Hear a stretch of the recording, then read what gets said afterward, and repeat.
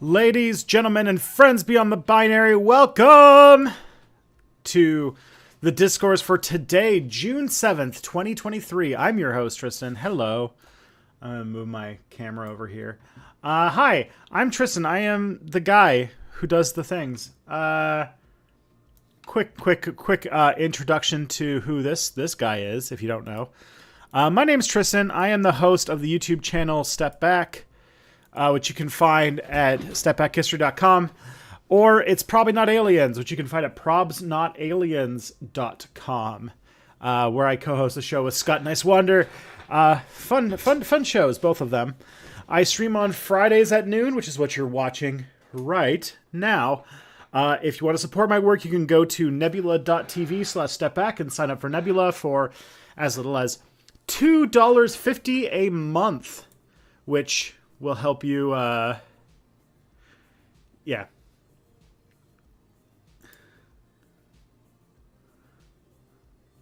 Anyways, sorry, I got caught up, I got distracted. Yeah, so nebula.tv/stepback for $2.50 a month. You can support my work and also get a lot of free content. It's really awesome. If you want to do something a little bit more direct, patreon.com/stepbackhistory also is a good place. And if you want to leave any super chats, be very grateful. Not necessary, but grateful for them. That's for sure. Okay. Yeah. My latest video is the best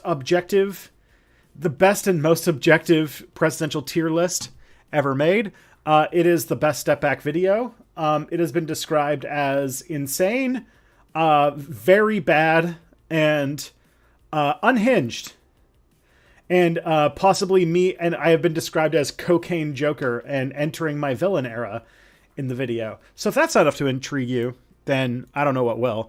My next video that I'm working on, I actually just did an interview, which I should be putting that up for patrons and Nebulons in a little bit, is about historical materialism and understanding artificial intelligence and sort of applying that to our understanding of economics in a Marxist type of sense.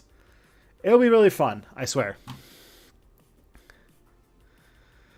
Let's see. What else do I got?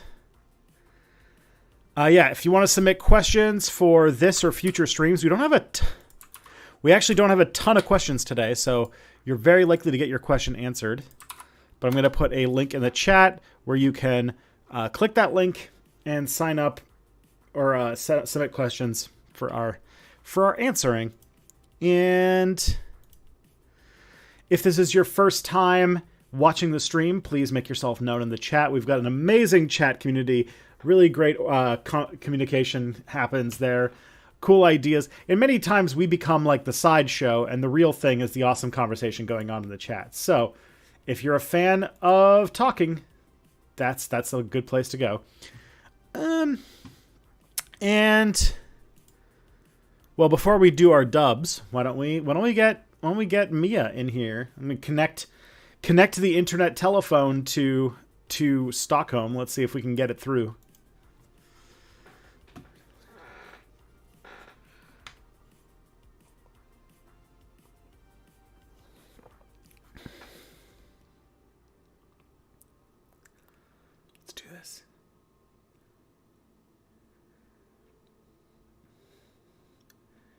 Mia H. Mulder. Let's go. I think I see a Mia. Something's happening. Connections are being made. Yeah. Me desperately trying to find the focus on my camera. Oh boy. Hi. Hello. How is Eternal Sunshine going? You called me. How's your eternal sunshine? It's great. I have no idea what time it is. It is getting darker now, though, so I can't complain anymore. Because now I've lived through the midnight, the midnight sun, and actually like earlier this summer I actually had to go up north in like northern Sweden, and then there was like proper midnight sun, and that's not right. The sun's supposed to set at night. How are you? Good. I'm. It is high on my like list of things to do. Is to one day go far enough north that I can see or south, I guess, to see where it's like nighttime in the middle of the day in the winter, or sunshine in the middle of the summer if it's daytime. I want to see that so bad. Do that on the southern direction? Because like most land is in the northern hemisphere, right? So unless you go to like Antarctica. Or like I imagine you could, if you get to like the southern part of like Patagonia or something, you might be able to do it. Yeah, probably. Like somewhere in like Chile. That makes sense. Yeah. How you been? It's been a minute. How's summer going? Yeah. That's how it's going. It's doing fine. I'm tired and I'm on holiday, so now I'm not doing anything at all. I wake up in the morning and I walk around the house and look out the window, wait for the rain. Sweet. Sometimes I work on a video, which I'm like kind of doing, but at the same time it's like it's warm and I want to be on holiday, so I don't know. That is fair. I made. How are you? Good. You've got a baby to take care of, so like you can't do that. Yeah, I mean, I can. The thing is, here's the weird part is that I feel like I actually don't get to spend as much time with them as I would like, because with daycare involved, basically like he wakes up and by the time the chaos of like breakfast and everything is ready to go, it's time for him to go to daycare. And then when he gets home, it's like 5 o'clock and he has like 2.5 hours before it's time for him to go to bed. And so like I get the weekends. That's about it. Baby. And I realize that that's basically going to be the story until like forever, because school. I mean, school lets out at like, we're not like European schools, so our schools do end at like about 3 o'clock. So they do that here too, I think. Oh, for some reason, I thought that people went to school till like 5 p.m. in Europe. No, maybe that's just France. We have to get to school as early though, but like I think that's the case with like a lot of places. Yeah, it sounds like French. It sounds like some French bullshit. They start school at 11:30 with a glass of wine. Well, you know, the school lunches have the wine. It's like in a juice box. Yeah. No. I think in France what they do is they go to school for like a full 8-hour day, but they get like 1 week off a month or something. Oh. Because it's France, and what a system! Yeah, that's so French. And they also don't have summer vacation, but I don't know if you guys do that either. No, we have summer vacation. We have hella summer vacation. Excellent. People would riot if people couldn't have summer vacation here. Sweden gets like 3.5 weeks of summer a year, so I imagine they want to spend all of it doing summer stuff. Yeah, all of it leaving, going to Greece. Maybe, like, I don't know, maybe this is a Canadian thing, but, like, when you guys, because I imagine it's, like, frozen for, like, a good chunk of the year, do you guys, like, the first day, like, maybe the first week where the temperature goes above zero, you become completely unhinged and try to, like, make drinking on the patio work when it's, like, 2 degrees outside, and you're like, this is so great, I miss it so much. Yes, like, legitimately. It's awful. I don't know why people do it. Man, it's actually like quite frustrating because like we also do this thing like when the sun starts popping out and you start feeling sort of like the sun exists again and you can feel like the heat of the sun's rays on your face. Every fucking Swede will just like do this to the sun, like straight into the sun. And that's when they get their first sunburn of the year. Waiting for the bus, but like we become like sunflowers. It's weird. Can't do that too much. You are all very, very pale peoples. We are very pale people. Yeah. But we've acclimatized by all going to fucking Barcelona all over the summer and during the winter. We like leaving this place. This is 1,000-year-old tradition. It's going to like raid Barcelona. Yeah, yeah, like legitimately going to like Mykonos. Oh my goodness. Okay. So I guess since the last time we got together, what happened? They canceled Prodigy. That was fun. They They canceled what? Prodigy, Who's who's that? Star Trek Prodigy. Oh yeah, I've been so out of Star Wars lately. Like I'm so sorry to say that I honestly have so little clue. That's all right. Yeah, they canceled Star Trek Prodigy, and that They was hate fun. because they hate fun. No, Isn't that the because one for kids? Like yeah, like the more kiddie one? Yeah. yeah, Oh, that I know that one. it's the Oh, joint that was one they did with nice. Nickelodeon. It's the one that they got Nice. what's it called, Kate Mulgrew to do voice acting in. Yeah. Um, That sucks. Like, it was a good one. That was a good one. I found myself in California for a week. That was wild. Oh, what did you do in California? Um, VidCon? yeah, I did VidCon. Fun. It was my first time with the house and the people.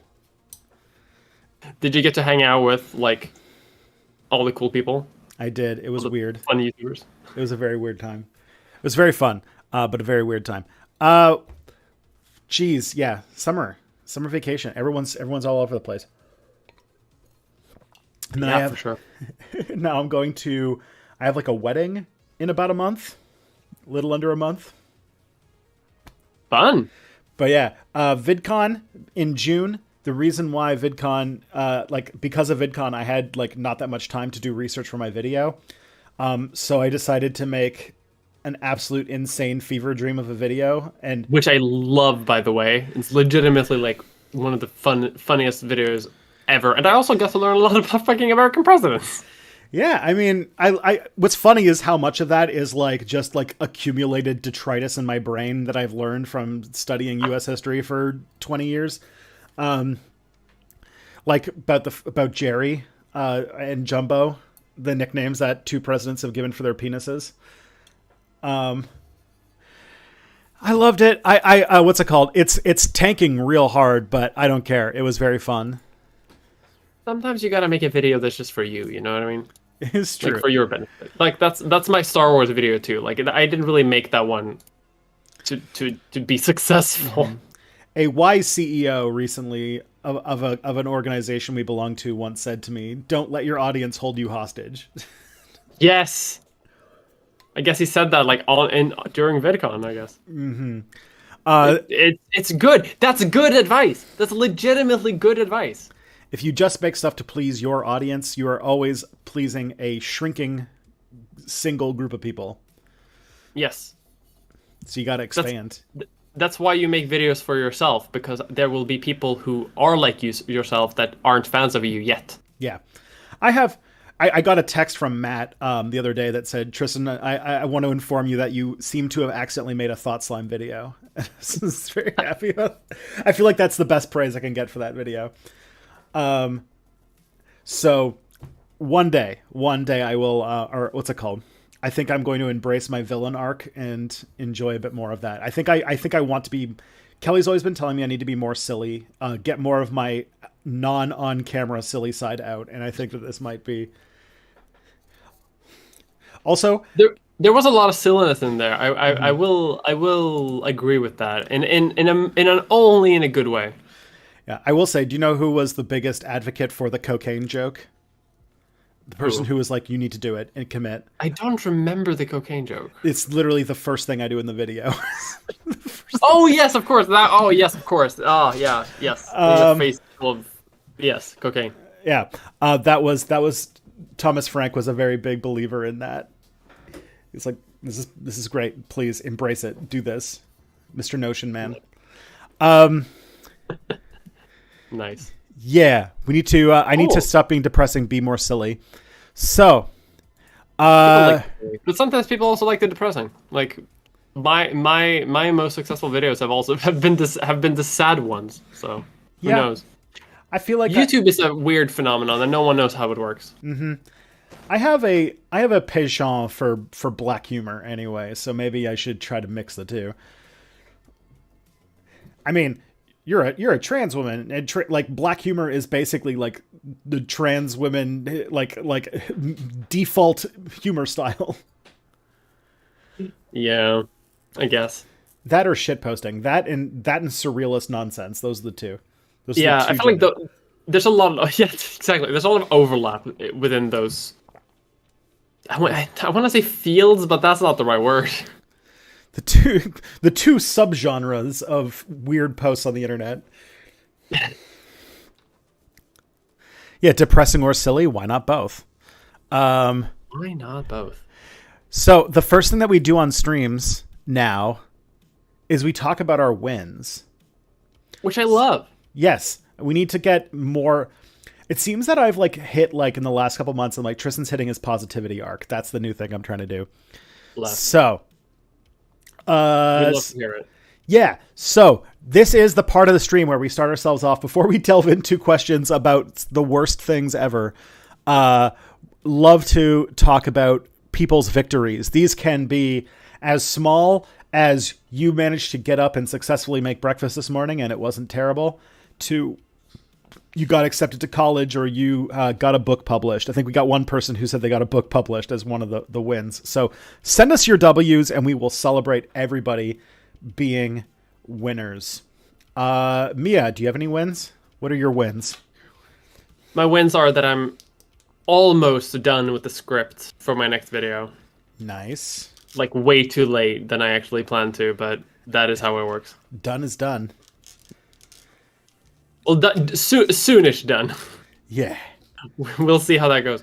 But yeah, that's my win. I don't really have much else. Nothing's happening. Like as a consequence of me just being on holiday. Does Sweden just like shut down in the summertime? Because I've noticed that like several Swedish companies just take summer vacation. Yeah, like legitimately, yes. Like nothing happened. A lot of people also just move out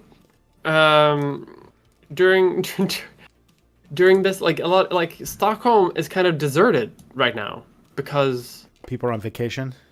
Or- yeah, There's a wild thing out here in Canada, specifically in Quebec, where they've standardized all lease agreements so that they always start and end on the exact same day. So July 1st is the day that all rental contracts both begin and end, which means that, which by the way, because it's a holiday in Canada, but it's like it's Canada Day, so Quebec doesn't take it very seriously because it's like, I don't even know. It'd be like what England Day is like in Scotland, I guess.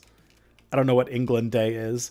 I don't even know if European countries even have those kinds of holidays where like they just celebrate the country as a concept. it depends. I think it depends a little bit on the country. We have national days for sure. Okay. But they refer to different things. Like the Swedish National Day, which was our 500th National Day just like a month ago, was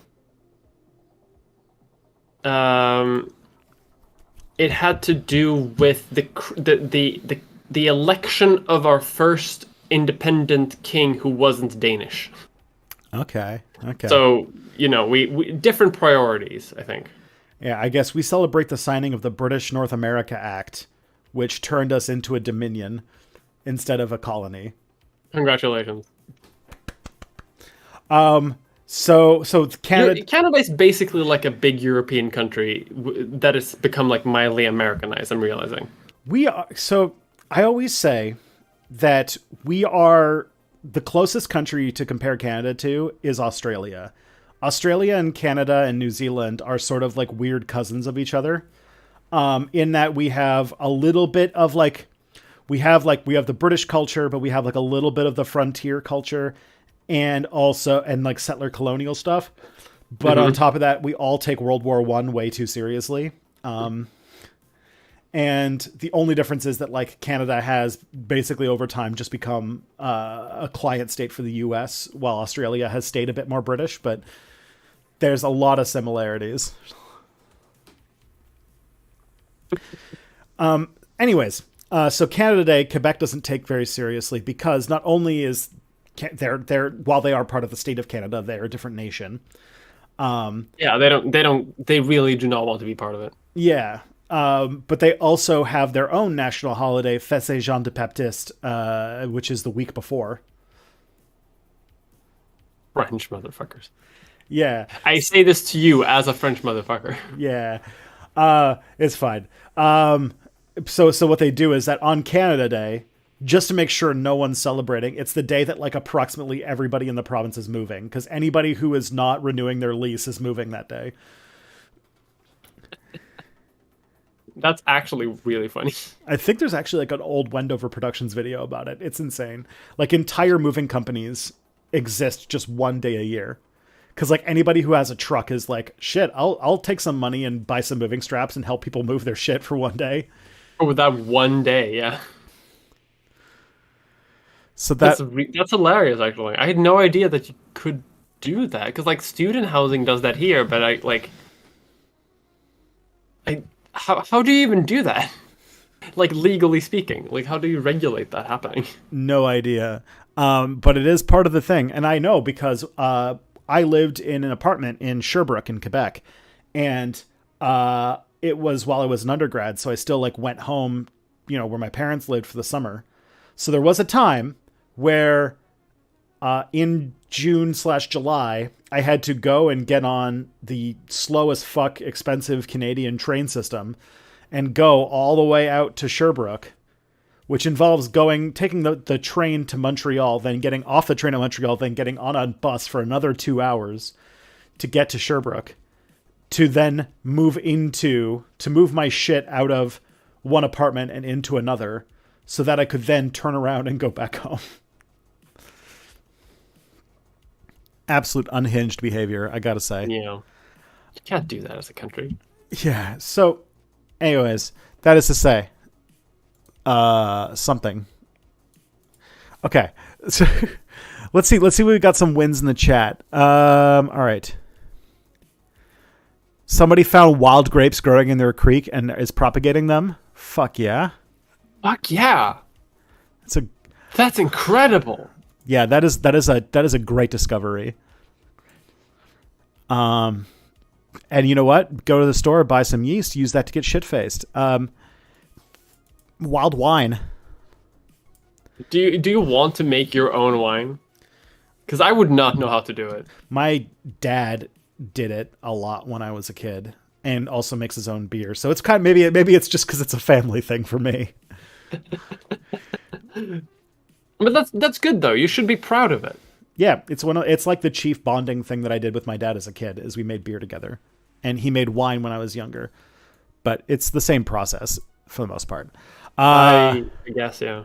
Someone else. I've seen people who hear people make flower wine occasionally, and mead. But that's the closest thing I have that could possibly be related. Sweden's famous for its mead. Yes, I guess we are. I guess we have mead. It's not really mead is very easy because you don't even have to grow anything. You just put a lot of honey in a jar with like some water and yeast and stuff. Yeah, it's all you need. It's great. It's great for a place that doesn't have a whole lot of plants. So I regret nothing. Yeah. If you think about it, what is honey but flower wine persisting? Meat. I just realized. Sorry, I interrupted you. I said, what is flower wine what is mead but flower wine persisting? If you think about it, where does the honey come from? It's just flower by way of a honey. I guess you're right. Someone else here came out to their two friends. Nice. Based. We love a good coming out. Someone went to Pim went to the psychologist and came back from her with a good feeling about how to continue. So that's a pretty big win. It is a pretty big win. Freaking great. We love that. Yeah. Mace started a paid internship between college semesters and has earned almost half their gaming PC cost in 2 weeks. Whew. I could use some of that. I love gaming PC money. Mm-hmm. Yeah, I bought a middle of the road PC in 2018, and I'm still using that, and it's starting to show its age. Which is like, oh man, I'm so fucking old. Why was 2018 5 years ago? That doesn't sound right. Time moves way too quickly and I can't support it. I recently started looking back at like how long ago I started making YouTube videos, and I was like, yeah, I started making YouTube videos like 3 years ago or something like that. No, it's much longer. Damn. And I hate it. Time needs to slow the fuck down. So chill out. Before I'm losing my mind. It's true. John Hendricks finished a model kit project that is a 1/677th scale model of Voyager with LED lights landed on a 2 foot by 2 foot diorama of an alien planet coastline with ruins and a derelict ship. Damn, that is so cool. I love people who have stuck with Voyager. Voyager is like the little ship that could. I gotta say, it was so hated in its time, and it has gotten such a strange like love in its afterlife. Like when it went on Netflix, and quickly like somebody pointed out that it was like the most popular Star Trek show by like a lot. And it's like, oh, it seems like everyone secretly loved Voyager, but it just didn't. It didn't. Somehow, yeah. Yeah. A lot of people like I kind of like parts of Voyager, but it's just because it's like a weird Star Trek show. It's not my favorite, but it is. I don't hate it as much as most people do. It's not a good Star Trek show in that sense, but it is a good science fiction show that reminds you of Star Trek. Yeah. It's a definitely a show that I will watch, and like to me, like it's not the worst Star Trek. I feel like I would save that for the animated series in the 1970s, but that is. We don't think of it though. But yeah, it's still it's still. I enjoy it. I feel like it's a show that I could like. It's high on my list of like shows that I could just put on shuffle and be like, oh yeah, it's a Voyager. I like that show's good sometimes. We love that. And sometimes it is genuinely good. Like I think that Equinox is genuinely like one of the best. It's one of the best Star Trek shows in that it actually hits the theme of the show. Like I wish that there were more two-parters like Equinox on Voyager. I feel like if it was more Equinox-like episodes, it would have been better. Which is Equinox? Equinox was a season finale / premiere two-parter where Voyager comes across the USS Equinox, which is another Starfleet ship that got lost in the Delta Quadrant, but it was a much smaller science ship. And they, in desperation to survive, started like harvesting aliens for their energy. And they kind of went insane. And like the first episode is like this creeping horror as like they meet the Equinox and everything looks like it's really good. Like, oh, there's 2 of us now. It's going to be so much better. And then over time it like sinks in that they're doing all of this evil technology. And then like the premiere is like Equinox versus Voyager as they're like working things out. And it ended the episode with a bunch of like the Equinox crew that like turned on the captain being integrated into the Voyager crew. And they end up being like, and Voyager was really good at this, at having like kind of semi-permanent background characters that didn't really have lines or anything like that, but you recognize them. So it kind of built like a familiarity. Oh. Yeah. I don't remember this episode at all. It's really good. And I feel like it hits really heavily on what Voyager's theme was, which was like sticking to your principles even when like everyone around you is not.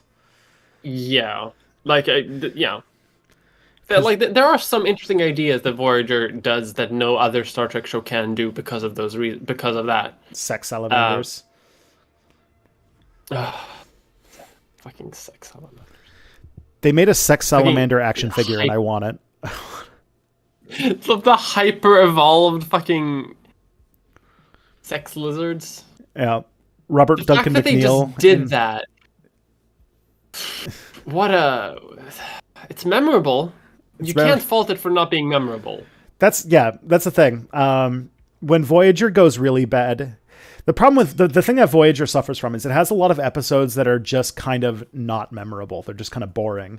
But it has a few of its bad episodes that are genuinely hilarious, like the sex lizards or think of another one that's really the creationism episode with the dinosaurs. That one's always got a bit of wackiness to it. I don't remember that one either. That's where they run into aliens, like reptile aliens that they find out are actually from Earth, and they're dinosaurs that left Earth millions of years ago, and they don't. And it becomes a whole thing about creationism. It's very funny. I remember that one. That was good. Yeah. How is this year's? It was real stupid, though, I will say. Yeah, it was stupid, but it was good. Someone asked how this year's Canada Day was. It was fine.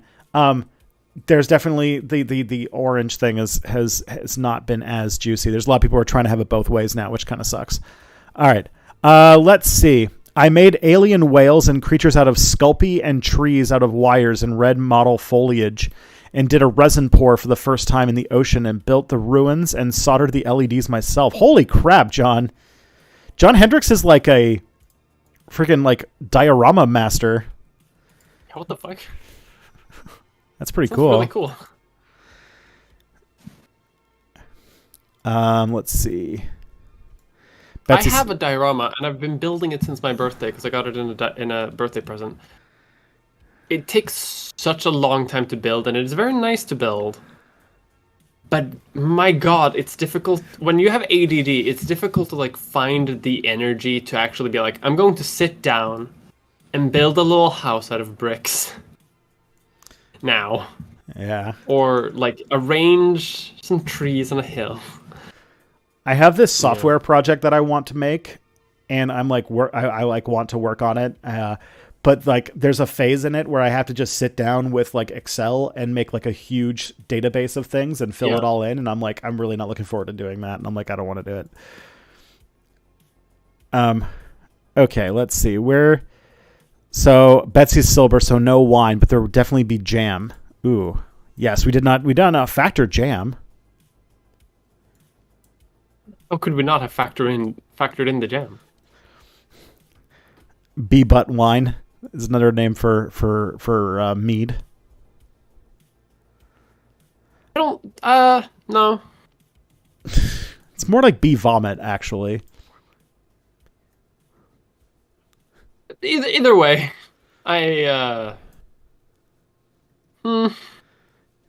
Is that the take we want to? Is that the line we want to go for? Sure. About wine. We got another person whose W is that they've known deep down for a long time, but finally accepted that they're a girl and told the person closest to them. That is awesome. We love that. Based. That is awesome. That's a big W. The Thassadar spent an hour today cleaning up and throwing stuff away. Love that. Cleaning is so hard, and getting some done is pretty good. I hate cleaning so much.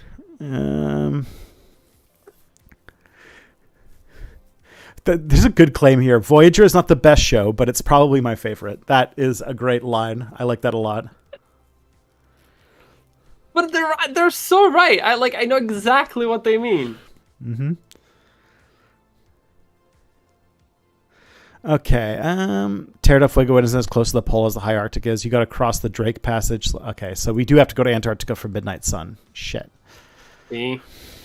Just go north. You live in Canada. You're so close to it. It's true. Although highways up there are pretty sparse, but we can figure it out. I guess. The problem is that here you can just take a train. Yeah.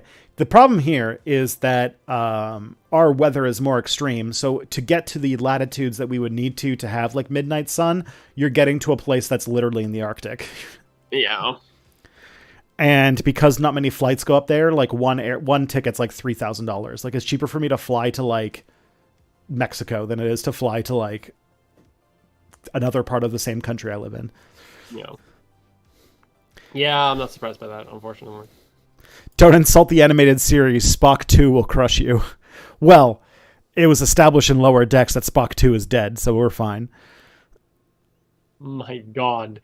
What the fuck is Spock 2? You don't remember Spock 2? I never actually watched the animated series. There's an episode of the animated series that where a copy of Spock is made that is like 50 feet tall, and it ends with that Spock being alive, and so there's just like a 50-foot tall Spock somewhere in the universe. And there's an episode of Lower Decks where they're on the ship of like kind of like the same. Remember that episode of TNG where the collector wants to collect data? Yeah. So they basically, there's an episode of Lower Decks where like one of those collectors dies and they're trying to like clean out their ship or something, and they go into one room and there's a giant humanoid skeleton in a blue Starfleet uniform. It's like, what a deep cut. I loved it. I feel like Lower Decks is made by people who really like Star Trek. Like, and that's a good thing, right? Like, because like not all sort of like shows like it have that same sort of like love connected to it. Yeah, that's why like I don't exactly know what Alex Kurtzman's relationship with Star Trek was before he got the Paramount Plus project. But it seems like Terry Matalas is way more in love with with it because he actually did Star Trek in the 90s and stuff. So I was like, oh. Yeah. Anyways. Love Star Trek, Simblast. Mm-hmm. All right. Let's see. Building a diorama with ADHD is a lot of struggling to get started and going from inertia to working 12 hours straight without stopping in one step. Yes. Exactly. Mm-hmm. Move Along Home is one of my favorite episodes. Man, that is a take. That is an unhinged take. It's hot, too. I do love that D Space Nine, the best Star Trek show, starts off strong with its second episode being this weird-ass board game episode. Deep Space Nine is a good show. D Space Nine, yeah. D Space Nine was not afraid to go to weird places. The fact that like there are multiple episodes that mostly revolve around Dabo tables is very fun to me. Mm-hmm. Gosh. Okay. Let's see. Why is Hudson Bay called a bay when it's the size of a sea? Because there's not a lot of people up there, so it doesn't have a lot of. So like it feels smaller politically, I guess. I don't know. I like that take. It feels smaller politically. Because it's not an argument that I've heard before, but I really like it. The Hudson's Bay area is not very heavily populated and was owned by a private company for like a very long time until it just got absorbed into the Canadian political structure. Hudson Bay Company that you can play in Victoria. Mm-hmm. And now it's just a department store that you can go to. Wait, it's still around? Yeah, it's just called the Bay. And it's like a store where you can go to buy like jewelry and clothes and stuff. It's still around? Like it's a real, like it's still a company? Yeah, you can go to the mall and go to the Bay. Yeah. That's crazy. You can't do that. It still says like the Hudson Bay Company on the thing and everything too. Or okay, can I go to the East India Company too? I don't know. I don't know where you can. I don't know if like maybe go to the Philippines. Maybe you can see it. Or where's the East India Company? It was the Indonesia, right? India, right? Depending on which company we're talking about. So the Dutch East India Company or the British East India Company? Exactly. Oh boy. An African or European swallow. Mm-hmm. Legitimately, though, I'm like. Because there is a store, there's a department store here called Indiska, and Sweden had an Indian like an East Indian company, and I'm wondering if those are connected. I hope not, because it would be very weird. That's what IKEA came from.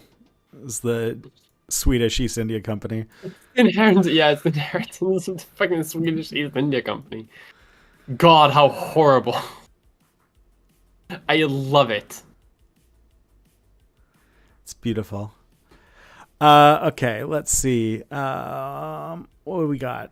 Okay, I'm trying to see if we have any more W's? We got some W's. We should get Mia one of the Bay's blankets. Oh, yeah. Do I want that? You sure about that? You sure about that? I'm Indonesia. I'm Indonesian. I think that Dutch East Indies is cringe. Oh my goodness. Yes. Base take. Yeah. Cringe. I do find it like I was reading Confessions of an Economic Hitman, and he was describing his time in Jakarta and pointed out that the Dutch in Jakarta friggin' built dikes. And I was like, come on, Dutch. You have like one thing. And I found out during the 30 Years' War, they won a battle by digging a bunch of canals and dikes and stuff. And I was like, come on. Like, they got one thing going and they do it well. You can conquer the world with just building dikes. They're like the person playing Catan who's trying very hard to win Longest Road. And so it's just like they just pour everything into this one incredibly useless thing. Yeah. Or like, what's it called? They're playing Civilization and just beelined right for this one technology. And they just like, all right, we got it. That's the only thing we're doing.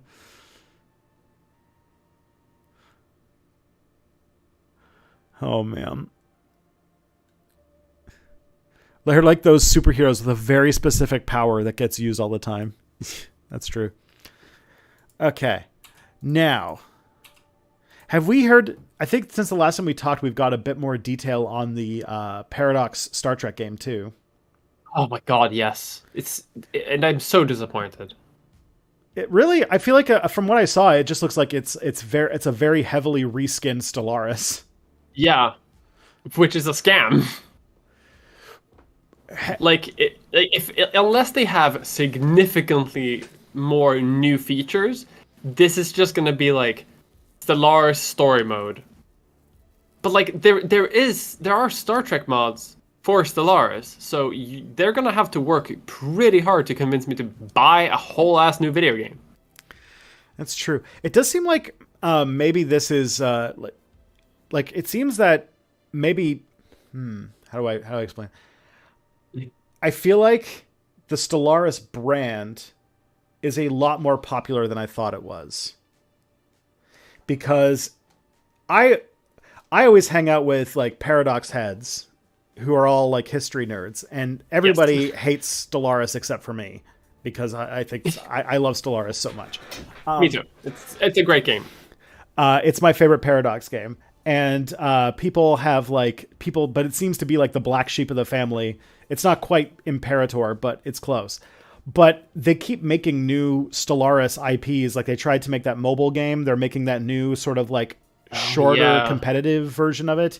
And then they have this Star Trek game. And it makes me think that like Stellaris is low key like one of their best selling games. And it's just like not popular with the main fan base, but it has like its own side fan base. Oh, yeah.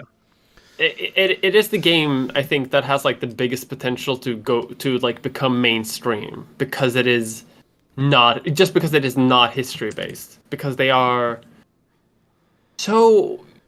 is so much more like sandboxy, but it's also a strategy game that kind of reminds people of Civilization and like those types of games, and because of that it's plus, you can make fanatic genocidal penguins, which I feel like is lacking in most other games that Paradox puts out. That's right. My only ever time where I got to the end game and completed it, I played as fanatic purifier butterflies, which was the best thing ever. The Butterfly Kingdom destroyed all. I'm currently undergoing a mega campaign. And I'm currently in EU4, where I have become Haiti, controlling the Caribbean.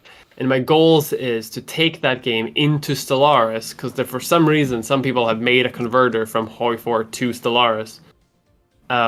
Somehow. And I'm gonna have Space Haiti. Because you can do that already, but I want to have my own Space Haiti. Fascinating. I really am like, I'm disappointed that Paradox is afraid to do, and it makes sense given how Paradox games work. They're very afraid to do any of the post-World War II stuff because, well, I would say, unfortunately, it seems like there's a war right now that seems to be trying to portray that, but you really can't do like paint map wars anymore after World War II. We kind of came together and said, all right, no more of that. They're trying, though. Yeah, and it's like Paradox couldn't conceive of making a grand strategy game that doesn't have map painting as part of it. I would say Victoria 3 has a bit of that, but it's still... It's not there yet. There's a game called what's the game called? Espirocracy. It's called. It's not made by Paradox, but it's very clearly inspired by Paradox. Mm-hmm. And that is a Cold War simulator, a Cold War grand strategy simulator, where the gameplay loop has much more to do with you doing espionage. And like, didn't they have a Cold War game? They did have a Cold War game in works at some point. It was using the Hearts of Iron 2 engine, I want to say, but they canceled it. Yeah. Okay. But yeah, man, Paradox Cold. So this game you are doing spycraft. I want to know what this game is called. It's called Espirocracy. Espicracy, I guess it's called. Espicracy. Right in the chat of the stream. It's not going to be out for like fucking ages, but it has a whole thing about like wars happen, but you don't control the war. You control sort of spies and politicians, I think. Oh. And like, you know, you assassinate people and you do political campaigns and you do coups and shit. And I think that can be quite fun. Reminds me of a board game that I unfortunately could not get my hands on, but I really wanted to, where you play as like basically it's like it feels like the best Game of Thrones board game, including the Game of Thrones board game, because it's basically what you play as is like the sort of little fingers of the continent. And you all have your individual goals of who you want to win the war, lose the war, and people who you would like get points if they're like in second or third place. Oh. And nobody actually controls any of the factions. So what you're all doing is putting in like little orders and suggestions that happen. And it sort of like goes in like a sequence around the map as different things happen. And then you can change things up to try and switch the war. And at one point in the game, you can switch your order of your priorities to try and win. And it can get like really crazy. But apparently, like all board games I find out about through a review, if you didn't kickstart it like 3 years before you read the review, you can't get it. And it's like, oh, cool. Thanks. It's the thing I hate the most about board games. Board games suck ass. No, they don't. They're pretty good. But like sometimes they're just like, they can be very limited in what they want to do. The thing about the main thing about board games I hate is that every time I find out about a good one, you basically can't get it. Like if you find out about a good board game, it's like, yeah, if you had, and like people like, you'll go on Shut Up and Sit Down and get like this awesome review of this board game. I'm like, oh shit, I am like all fired up to buy this game. And then you find out that like, oh yeah, it was on Kickstarter in like 2017. And if you wanted a copy of it, you had to back the Kickstarter. And if you want to get a new board game, you have to back a Kickstarter that is currently in progress and have no reviews, no things about what it's like. And it's just, you have to like take it on faith. And I'm like, I hate that. Yeah. Yeah. So much fucking Kickstarter shit. I hate it. Mm-hmm. And then, but like a lot of them, like if you don't get in on the Kickstarter, there's basically no other way to get the game. And I like, it also sucks because like a lot of Kickstarter board games can be pretty good, but they also like on top of being fine video games or fine board games, they also they do this thing where they just cram the box full of miniatures because that's like always the stretch goal. Yeah. And now you just have like a bunch of useless, overly designed miniatures that make the price tag of the video game go way up for no reason. It's true. It's true. No good. Just make a good board game. The only board game I've ever kickstarted is Slay the Spire. That's a good board. That's a good video game. It is. I still play an absurd amount of it. I played 5 straight hours of Slay the Spire when I was on my flight to California. Where didn't we come up with an idea for a board game at one point? Yes, I have it written down. It's where you play as the different factions trying to deal with post-war Germany, and you all have Yes. different goals, and you get marked on how well you handle the different outcomes. Like, if you play as the Soviet Union, you're trying to take as much of their industrial capacity out of the country as you can. France, you're trying to make the overall board state as weak as possible so that Germany's just weak. And America, I think you're trying to build it up as much as possible. And I can't remember what Britain's goal was, but it's like an asymmetric strategy game where the goal is to make Germany in whatever image you want it to be, or your country's goal is for it to be. Yeah, I legit calling it Iron Dice along with 3 Arrows is legitimately an amazing idea. I mean, if we were ever Holy shit. It's been sitting on my thing to like poke at some point if I actually became good at making games in general. But yeah, oh man, we should probably hit up what's it called, Mr. 3 Arrows, if we were to do that. This is a new career pivot that we're getting into. YouTube is over. YouTube's dead. We're all into board games now. Yeah, I like it because it's a kind of game where you don't have to learn coding. Yes.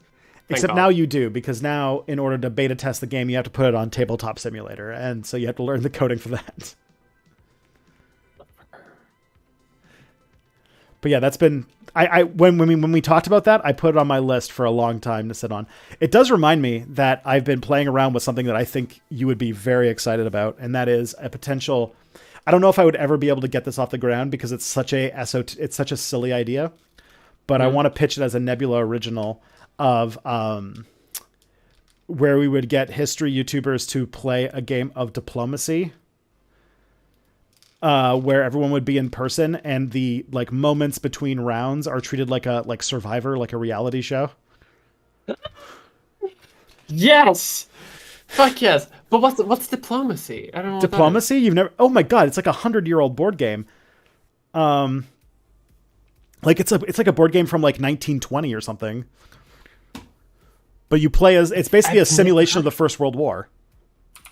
Oh shit.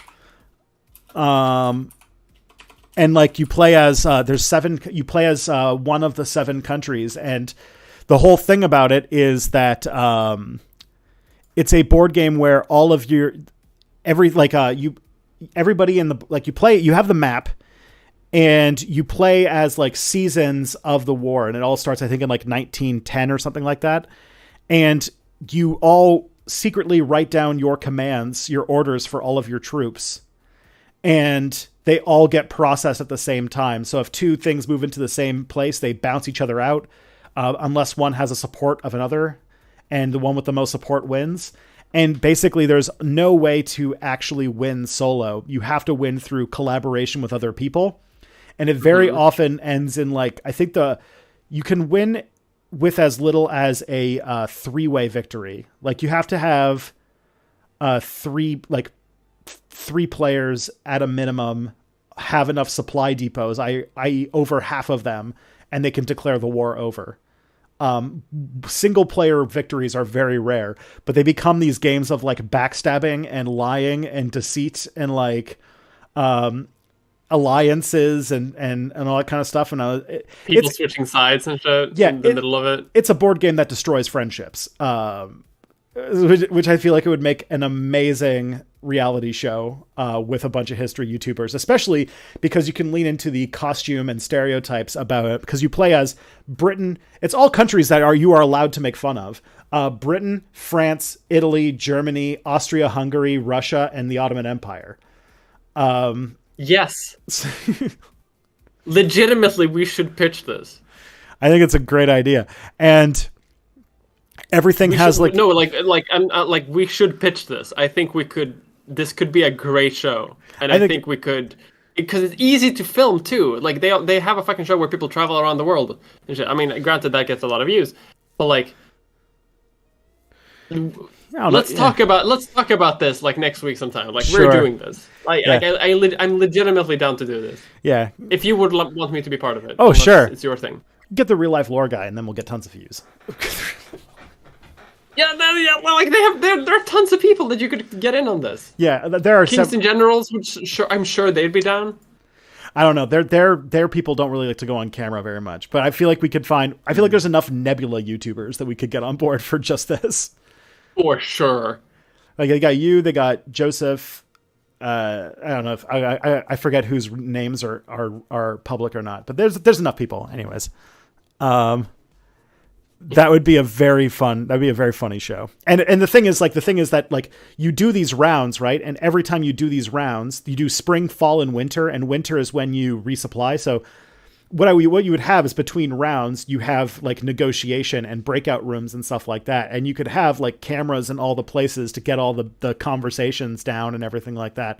And film it like it's Survivor. Professionals, yeah. Like a reality show where like all the secret conversations come out and people can do confessionals like on a reality show. Yeah.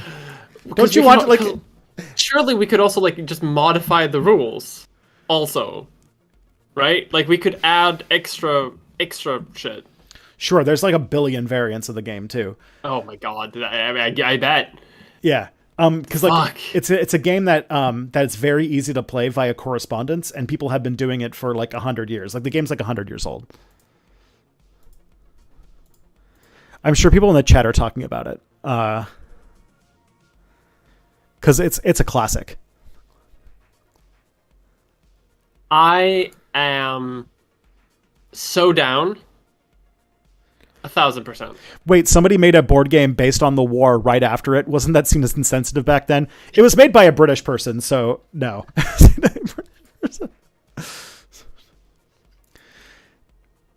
Yeah, diplomacy. Oh yeah. So okay, it's a little bit.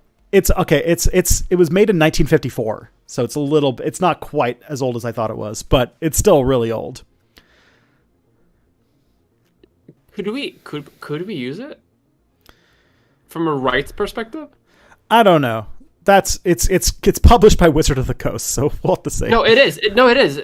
Diplomacy is the first commercially published game to be played. No, sorry. Never mind. Sorry, I was wrong. Never mind. Yeah, it's not. I don't think it's in the public domain, but I feel like there would be. I don't know. It'd be a process to work out, but we could also just make a copy of it somehow. I don't know. This is its own thing, but it would be very amusing to do this. Anyways, the game mechanics are not copyrightable. We could do this. We just couldn't call it diplomacy. Yeah. I'm down. I'm so down for this. I'm 1,000% down for this. And definitely for like stretch ideas, like getting everybody costumes so that they have like somebody doing like a Survivor style confessional where they're wearing like a pickle halba and like talking like about like Italy is going to backstab me. I can tell. I know it's going to happen. And then like, you got the Russia player, like I'm not here to make friends. Like with like the Deer Hunter helmet. Yeah. Like I'm here to ally up with the Kaiser and like together maybe we can do something, but like I can like once they've served their useful life, they're gone. Yeah. So I don't know what would be funnier is getting a bunch of history YouTubers to play into it, or get like a bunch of people who know nothing about the history and just like put them in the situation. I think what we could do is why not both? 2 seasons. 2 seasons, yeah.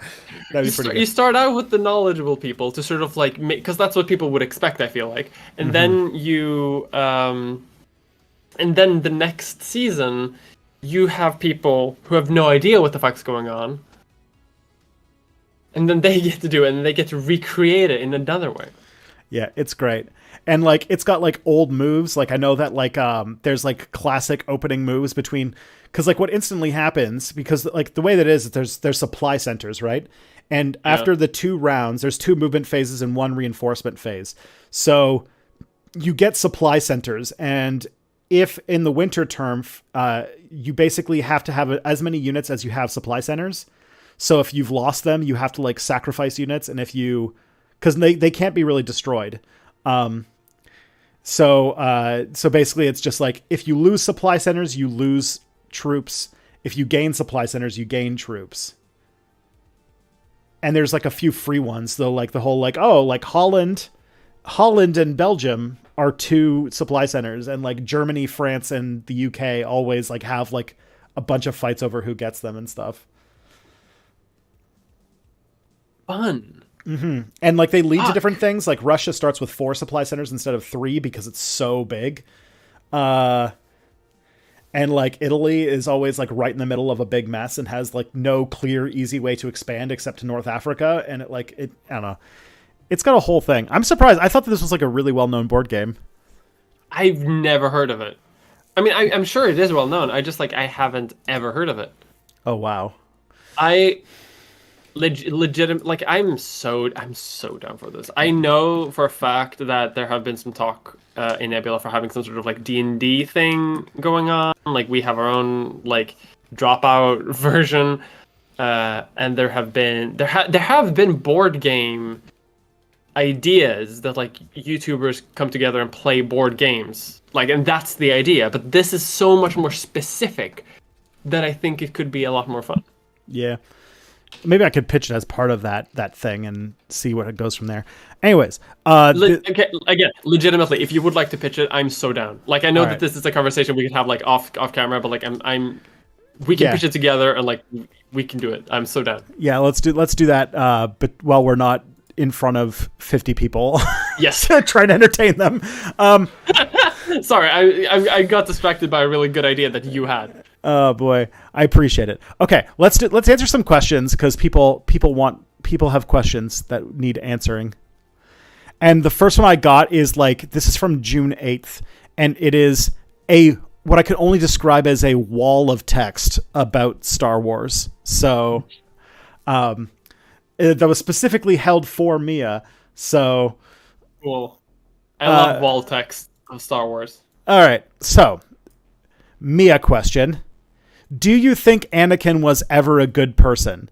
So I disagree with you on the prequels being good, and one of the main reasons is I think Anakin always came across as kind of a prick. He's always kind of resentful towards Obi-Wan and the Jedi in his mind holding him back, and even way before, i.e. a whole movie before, he gets on board with the Empire/fascism. He has a conversation with Padme where he expresses frustrations with democracy. We're told Anakin was a good person before he became Vader. I think one of the problems with the prequels is Lucas thought showing Anakin living a normal life before he became an evil cyborg would be enough to communicate there was good in him. But it's not. A lot of terrible people lived normal lives before they did the things that made them terrible. It's not that he's good or evil. He's a child. And he is a child that has been failed by his surroundings. And who this is why the prequels are good, because they show a perfectly reasonable development and of radicalization and how authoritarianism can kind of seem reasonable in certain circumstances for some certain people. If you like us, the outsider looking in, we know that like obviously like this like those frustrations aren't valid. We know that Palpatine is the evil emperor, but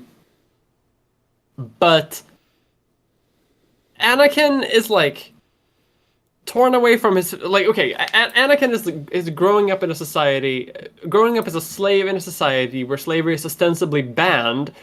In a society where it should be banned, but it's just not, because the Republic doesn't care about what's happening in the happening in the Outer Rim. Doesn't give a shit.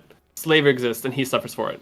So he never sees the benefits of democracy or republicanism or those kinds of things. And then when talking about he wants to bring like, peace, security, and something. You said we were going to be doing this at some point. But like, oh yeah, God, I can't. I don't have the script in front of me. I could never do it, but we should do it sometime.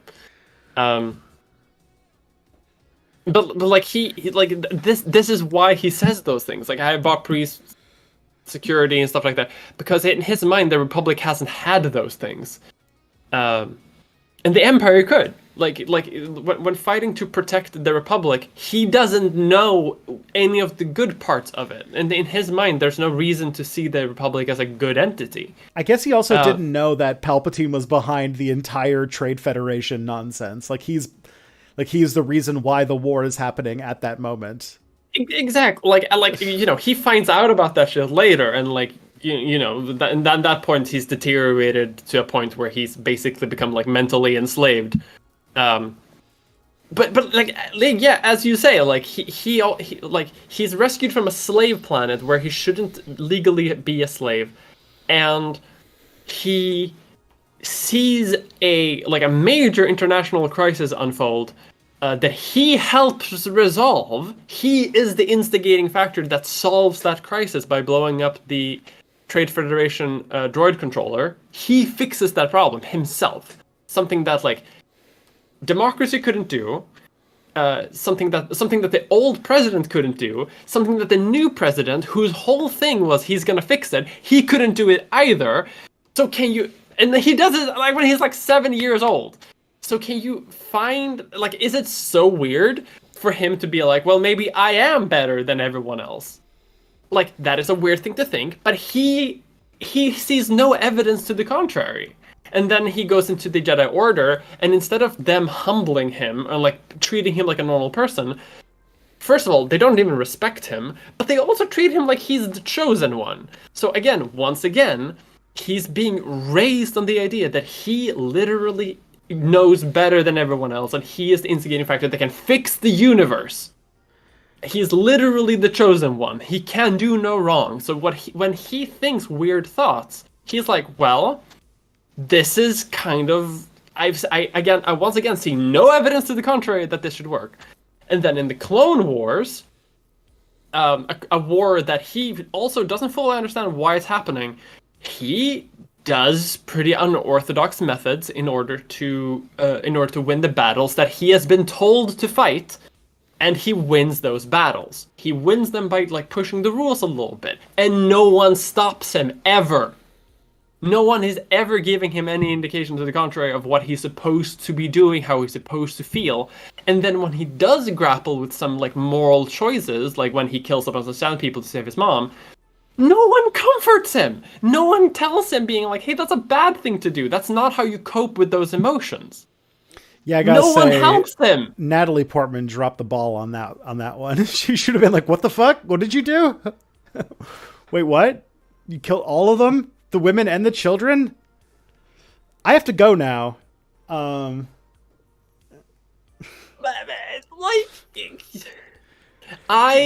a lot of people who dropped the ball in his descent. First of all, the first one, I do like that they portrayed Liam Neeson as being this wise guy who knew what he was doing. But it turns out he made the biggest fuck up in galactic history. No, because he was the only... Okay, kind of. He is the only one of the Jedi, because he's not on the council. He's a master Jedi, but he's not on the council. He's super wise, and he's the only one of them who figures out how to become a Force ghost, because he's the only one who has proper connection to the Force. My kid brain had the headcanon that Qui-Gon Jinn, because prophecy is kind of part of these things. That Qui-Gon Jinn saw Anakin, but his visions were of Luke, and he kind of got confused between the two. He saw Luke as the actual chosen one, and thought, and maybe the Force was Anakin has to happen so that Luke can happen or something. That's not a bad interpretation. But Anakin still is the chosen one somehow, as part of this fucking universe. Okay. It's just that it resolves itself in a super weird way, because he does destroy the Sith in the end, in episode 6. I also think that they could have done a bit better with the prophecy thing. But this is why the prequels are good, because Qui-Gon Jinn he's the only one who isn't blinded by Jedi doctrine. He's the only one who wants to raise Anakin, not as a brother, but as a father, as he actually should be raised. Because Obi-Wan does a great job as a brother. You were my brother, Anakin, and that whole thing. He does a great job with that. But that's not what Anakin needs. Anakin needs someone to raise him so that he can look up to, not someone to be his equal. because he thinks that he doesn't have an equal. So it doesn't matter. He needs someone to look up to who as a superior. Anyway, yeah, I won't deny love that the prequel movies, and they're good movies. Yeah, I feel like Sorry for I ranting. won't deny that there is very good ideas in it. I just wish that the dialogue wasn't written by like seemingly like an 8-year-old's first draft. The dialogue is good. It's theatrical. Don't make me not kill meant to you. be- If you're not with me, then you're my enemy. That's because it's citing George W. Bush. Only a Sith deals in absolutes. I don't know. But it's because it's like it's a commentary on the Iraq War. Fair. Okay, yeah, there is that. Like Like if the whole idea is that Anakin talks like he's George Bush, then I get. because this is something that I also mentioned in the video, that like if you're not with me, then you're my enemy. It's literally something that's like, well, very, very similar to something that George W. Bush said, like at the beginning of the Iraq War. Like, yeah, it sounds stilted, but like a lot of this shit is lifted from like actual political speech. Yeah. So like, and like sand, like how he doesn't like sand because it's coarse and rough and gets in everywhere. It's a commentary on how the same situation can be both good and bad depending on your like original circumstances. Because Padme, her view of sand is laying on the beach and relaxing and having a good time because she's a royal. But Anakin versions of sand is literally like hot, coarse, and getting everywhere because he grew up as a slave on Tatooine. To him, sand gets in the gears. It gets in your eyes. It's annoying. It's not a good thing. It's not a luxurious thing. So it's a commentary on how it works. Perspective. I do love how every line of that movie is a meme. Because they're good. Because they're memorable. Okay, do you remember? And You're really gonna die on this hill, I know. Yes. Do you remember a line from episode 7? Any line? Yeah, what's it called? Oh no, that thing's garbage. Which is what's it called? Reference to the what's it called? The Millennium Falcon. Yeah, because the actual line is "the garbage will do." Oh yeah, no, you're right. They do say like that thing's a piece of garbage. Because they're like, get into the ship, we need to escape, and they're like that one? No, that one's garbage. Let's go to that one, and then that one explodes, and then they're like, oh, okay. It was cute. It is cute. But it's a reference to an already existing thing. Yeah, I mean because I don't remember fuck all that like the sequel movies created themselves that like stands out and is memorable from itself. Unless it's referential to like previous properties, I don't remember it. I will not defend a single Star Wars movie directed by J.J. Abrams. That is where I'll go. That's fair. That's fair. There's only, in my mind, in my headcanon, there's only a single sequel movie. It's called The Last Jedi, and it's the only good. I got in trouble for saying it's the only good Star Wars movie. Which is me being a little bit provocative, but I was trying to make a point about how like it's the only movie. I mean, you would disagree with me, obviously, because of everything you just said. But I think it was the only Star Wars movie that tries to go above being like a pulpy adventure film and tried to actually make a statement at a very specific time. Because it was basically anti-nostalgia, which I think was great in the same way that the Matrix 4 was really great at like literally shitting on the idea of the forces that led to it coming into existence. But do you know what else is anti-nostalgia in a way that Star Wars hasn't dared to do except for that one movie and then got scared to do again? The entire prequel trilogy. That's one of the reasons why so many people hate it. Because like there's no empire. There's suddenly political drama instead of like weird like rebels doing things. There's no like this clear dichotomy between good guys and bad guys. True. There's like it's a completely new type of structural storytelling, and that's why a lot of people were like, "Well, this isn't Star Wars." It's true. You have a point.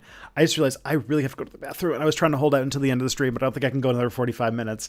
Okay. Can you entertain the masses until? I think you can. All right. I'm gonna rant about Star Wars for the entire time. Perfect. I only need like a minute. You're saying I'm overly forgiving of the structural presentation? Yeah, but come on. Frustratingly, the most memorable lines, somehow Palpatine returned. Yes! Which is so stupid! Like, they're so... like, Star Wars... The Star Wars movies, the prequel movies, are, in my mind, objectively good movies because they are memorable. You're prequel pelling you. See, I'm getting to you. Like, they're memorable. They have political messages that they want to say, which reflect the cultural anxieties of the time that they're being made, which is the early 2000s and the late 90s. And they... Yeah, yes, like the major world building enthusiasts as well. A lot of people talk a lot of like, oh, I like the world of Star Wars. 90% of it is coming from the prequel movies. Like 90% comes from that, because a lot of the sort of like, a lot of people say that like, well, a lot of it comes from Legends books and content, which is sometimes true, but a lot of the Legends books were written in the 90s and early 2000s. Which was after the prequel movies were made, and a lot of things were drawn from those prequel movies. You got a lot more detail about the Republic, you got a lot more detail about, like, the Jedi Order, you got a lot more detail about, like, how the Sith, or, like, how the Sith operates and how the Force operates. Without the prequel movies, a lot of legend lore wouldn't exist. So a lot of people are like, well, the prequels suck, but the Legends are good. The Legends only exist thanks to those. They only exist thanks to those. I fucking love it.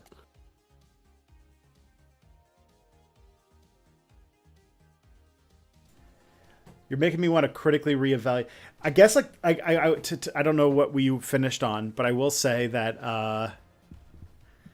I imagine then you must be pretty annoyed by the legacy of the Red Letter Media review series on video essays and internet culture in general. I haven't seen Red Letter Media in many years. I mean, this is the one thing they're known for, is the big prequel trilogy review series where they were really, really mean to it for... It's easy to be mean to it. But it is also, in my mind, anti-intellectualism to be needlessly mean to the prequel series. Because a lot of the reasons why it's good are because you need to think about sort of the messaging behind it. It forces you to think a little bit, which is something George Lucas is actually very good at doing in his other works outside of Star Wars. And like outside of Indiana Jones as well. Like, he's good at doing adventure movies too. Like, you know, when he makes political stuff, he forces the viewer to sort of like not take the film at face value, but actually sort of like, what do you mean by that? And like have a discussion in your own mind, which is like not something that a lot of movies do, especially like fucking sci-fi movies. But people think that they don't have to do those like in-depth analyses because they think it's a sci-fi movie, and in sci-fi movies a lot of the political messaging are obviously blatant. Like, you know, it's very much like capitalism bad, phone bad in a lot of sci-fi stories, but this movie doesn't do that. It forces you to think like it would be a normal ass fucking film, and that's why people don't enter it with the right mindset. Sorry, I'm getting really heated up about this. I don't really mean to be like this. Nah, I take it. I made a whole video about this. Kind of makes me think about. I have similar feels about Starship Troopers, so I'll take it. I understand. By the way, also, some people saying the prequels were not nearly as much hated when they released than they were in like the 2008, 2010, 12. Yes, it's era. because of the Plinkett reviews. Yes, but like once internet culture got a hold of the prequel movies and like found and like it became a meme to hate on the prequels, then people started hating on the prequels even more than they had ever done before. I think you're downplaying like how big this one specific series of videos was, because it was humongous, and you can tell that like an entire generation of like video essayists on YouTube are like explicitly like inspired by these video essays. Like they were a huge deal. I haven't seen them, so I don't know, but I bet, like, because I went back and like read a bunch of reviews for the movies when they got out, and a lot of them were like, really like positive about the prequel movies when they got out. Like the first one got like middling reviews, but like not hatred. And then episode 2 came out and I was like, this is a solid movie. And then episode 3 got out and being like, this is a straight up good movie. But then, it became like a meme to hate on all the prequels, and then people had to be like, well, the first one is garbage and everyone hates it, and episode 2 is like, it's also a bad film, but the third one is like, okay. But no, people thought the third one was a good movie, and I agree. People even today, like now that people are coming back to it, and like this wave of hating the prequels are coming back, people today are like, no, the episode 3 fucking kicks ass, and it does. Yeah. Maybe Jar Jar just set everybody off on the wrong foot or something. That was a genuine misstep on their part. The Jar Jar. Yeah, because the Ewoks were so mature. I mean, everybody hated the Ewoks too. Like, Return of the Jedi got a lot of shit. There was a lot of people who really didn't like it when it came out. That's fair. And the Ewoks were a large part of it because they thought it was too silly or too like them trying to cash in. Because at that point, Star Wars was like a merchandising empire. Yeah. That is one of the things that is holding Star Wars back. It is the massive merchandising of the company, of it as a toy selling company. Yeah. As well. And there has been some at least good comeuppance. I think in a more recent show, they took the actor who played Jar Jar Binks and had him play just like a regular Jedi, and that sort of made things a little bit more... Because like the hatred against Jar Jar Binks almost led that actor to suicide. Like he almost killed himself over the reaction to Jar Jar Binks. It was quite intense. Yeah. I mean, the character sucked, and they immediately showed that because they sidelined him super hard after the first movie. But they did. But yeah, no one deserves that. Yeah. Yeah, Jar Jar is a... interesting phenomenon. Maybe I'll ironically love Jar Jar in the same way that I love orcs in Warhammer 40k, and that is that they take something that people take very seriously and actively make it silly. Yeah.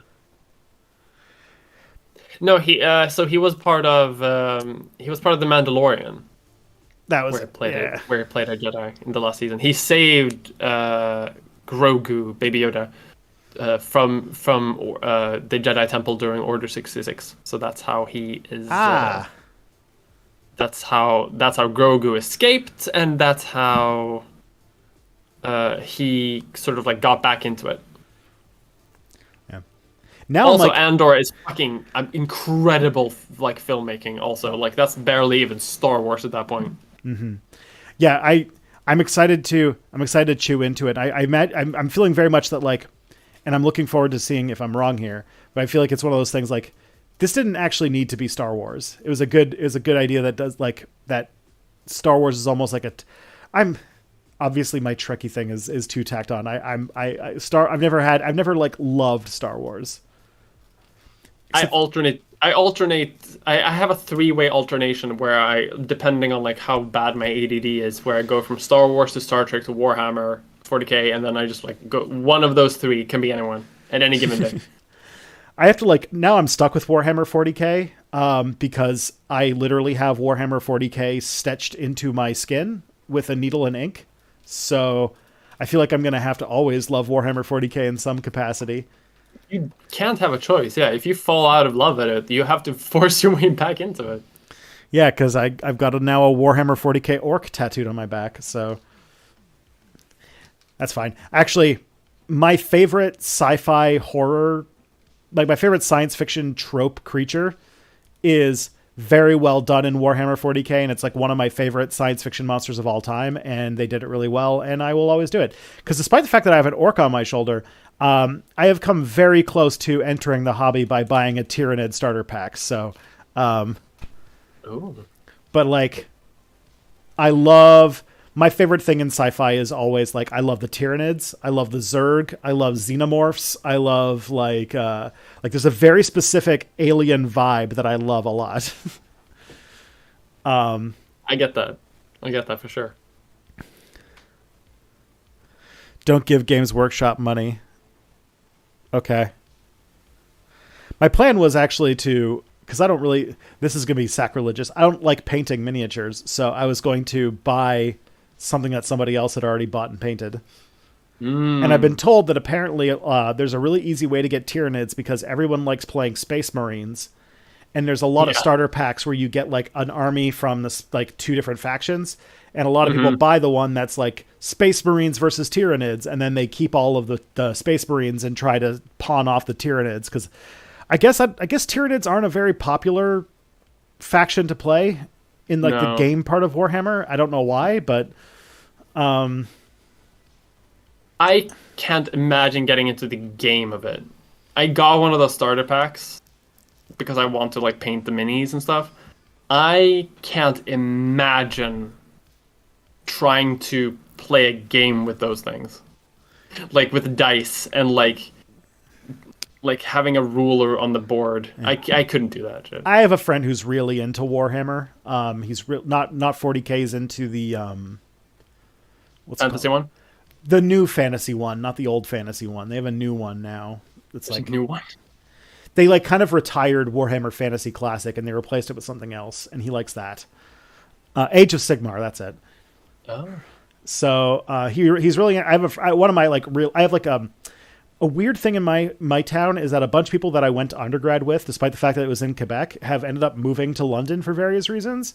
So I have a bunch of friends here who I've been friends with for like since like 2010.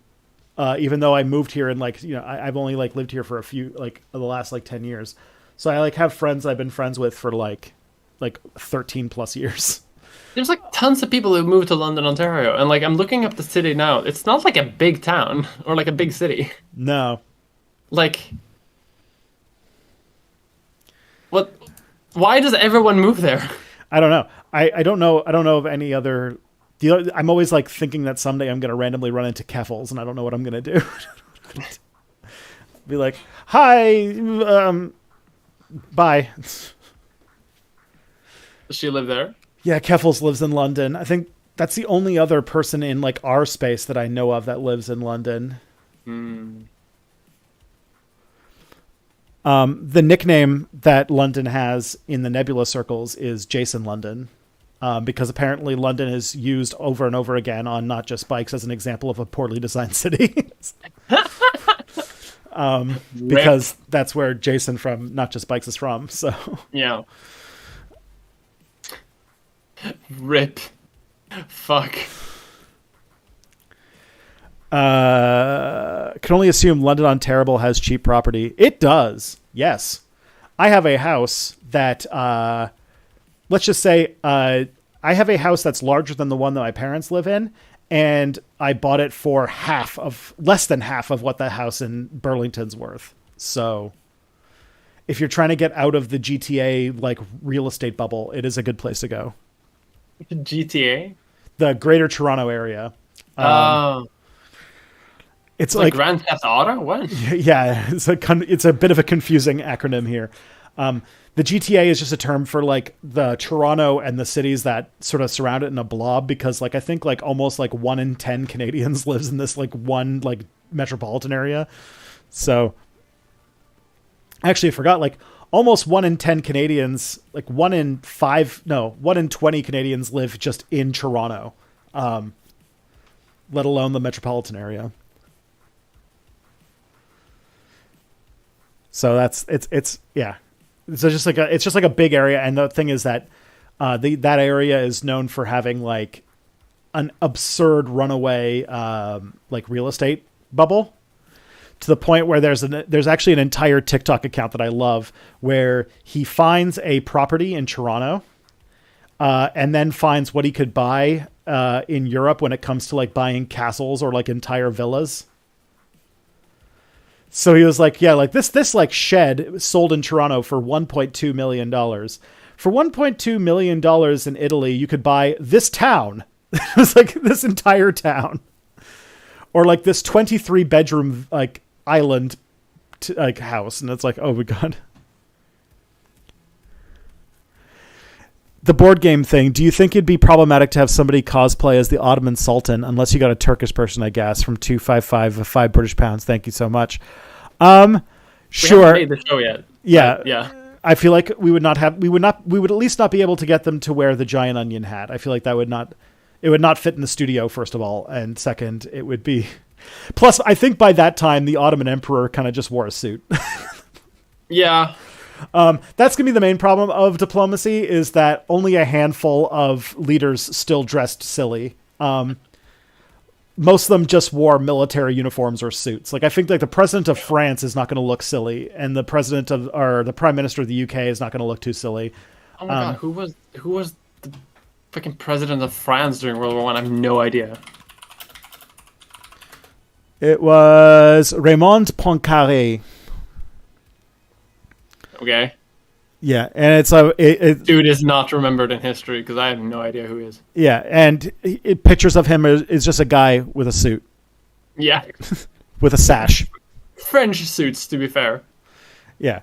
But he was noted for his strongly anti-German attitudes. I wonder why. Yeah, I'm trying to remember. Mehmed II, was that the last Ottoman emperor? No, that was like the big one. Never mind. I feel like military uniforms would just be the way to go, right? Mehmed VI was the last Ottoman emperor, and yeah, his suit looks like he's wearing a military suit and a fez. You just drop the fez and you're good.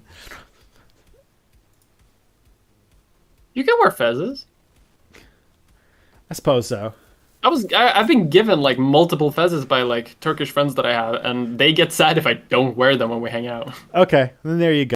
Like at that point, I don't know what to say about appropriation. Yeah, because like, I don't like fezzes, but they want me to wear them. Wear the hat, Mia. Where's my fez, by the way? I have a fez here somewhere. They're very same. Yeah, wear the hat, Mia, or Chinny is gonna have to wear the fez. So there you go. You could like. So I feel like we're not like, yeah. If you were wearing like the giant onion hat and like the robes and stuff like that, that would be a little tough to sell for sure. For sure, yeah. But we are kind of like at the point where like people just like it's like by 1914 people were just wearing suits for the most part. Like it's either going to be suits or like with Nicholas II and the Kaiser, it's going to be like military uniforms. Like I'm pretty sure the Kaiser didn't wear a Pickelhaube. Yeah, I mean, I feel like that would be like the main thing, right? I think the Survivor, like, confessionals, I think that would be probably, like, the biggest part. One big, like, map of Europe, like, on a table. Plus, like, just, like, hidden cameras and, like, all of, like, the behind-the-scenes stuff so you could film people. Like, I don't know if this was inspired while I was watching the Game Changer Battle Royale, and... so good. I was, that's where the idea was coming through. Like, you could have, like, a lot of that stuff. But I feel like it just like, I'm like, oh, diplomacy like is a reality show in a board game, for nerds. I would literally love this. I talked about that already. But yeah. Time will come. All right, maybe we should answer a second question in this stream in the 25 minutes we have left. Yeah, sorry for my half-hour rant on Star Wars. It's fine. That's what we're here for. All right. So now that we're over Star Wars, next question. Where did the idea that the Trade Federation in Star Wars has some influence from 80s economics? Also, was there any theories you wanted to include in that video but couldn't? You cannot escape. There were a few theories that I had, but that I couldn't really include. But they're not really fleshed out because I kind of abandoned them pretty early on in my script writing, so I don't really have them like in my head. But I 100% believe that the Trade Federation is based on what's that not is it Yamaha? Yamaha, that company, the like, company Japanese that makes company? like. Yeah, they make like all sorts of fucking things. They make saxophones and motorcycles. Oh yeah, and yeah. like, sports cars. It's like one of those like what's it called? Samsung is kind of in the same vein. These like mega corporations from these tiger economies that like are covering like every possible thing you can think of. Okay. Samsung in Korea makes cars. Toyota is the one I was thinking of. Toyota and Yamaha. Like Toyota is, I believe, like a very strong influence in the formation of the Trade Federation. Both sort of like creative, both like message wise, politically, but also like just aesthetically. Would explain the Um, extreme racism in Newt Gunray's design. yes, no, that's literally the point. They're literally based on Japanese businessmen. That makes sense. It is racist, but like that's the message. It's providing like a salient political point with a very racist way to do it. But like but even stylistically, like whenever they have the drop ships of the Trade Federation when they invade Naboo and sort of like the carriers for the droids, they have curves on them that like they're similarly designed as Toyota trucks and like Toyota semis and shit like that. Okay, so that's what I believe. That's entirely what I believe. It probably has some other things, but like the whole Trade Federation, their whole thing is that this goes in a little bit to like in the scene in episode 2 where Obi-Wan listens in to the separatists sort of like making the deal that they're gonna like separate, and you have the Trade Federation and you have the banking clans and stuff like that. I had a thing in my video where I was going to be like, well, this is sort of like showing the anxieties, because like that's a lot of what these things do in American society about how do you say in American society about cooperation between like international global super companies, automation, and Wall Street. Well, the banking clan is Wall Street. yeah, They even dress them in like a weird alien suit. yeah, the chat is saying that the term you're looking for is called a Zaibatsu corporation, which are like these giant vertically integrated Japanese corporations that became these humongous things. All right, then what explains the droidicas then? The funny, the ridiculous roly-poly guys. Why do you think they're called droidica? I don't know. Because it's a name that sounds more Japanese. It's a name that sounds more Asian than anything like send in the droidica. Yeah. It's racist, but it is what it is. I also didn't. There's one thing I also was like against, and I was not happy with was the third movie had stuff that was like, oh yeah, this character is understandable and makes sense if you watch this cartoon like for 6 seasons. Because like General I'm a Bad Guy was something like, oh no, his character doesn't just come out of nowhere and make no sense. You had to watch this cartoon or read this book or something, and then he makes complete sense. And I'm like, okay. Well, you don't need Grievous to make sense, though.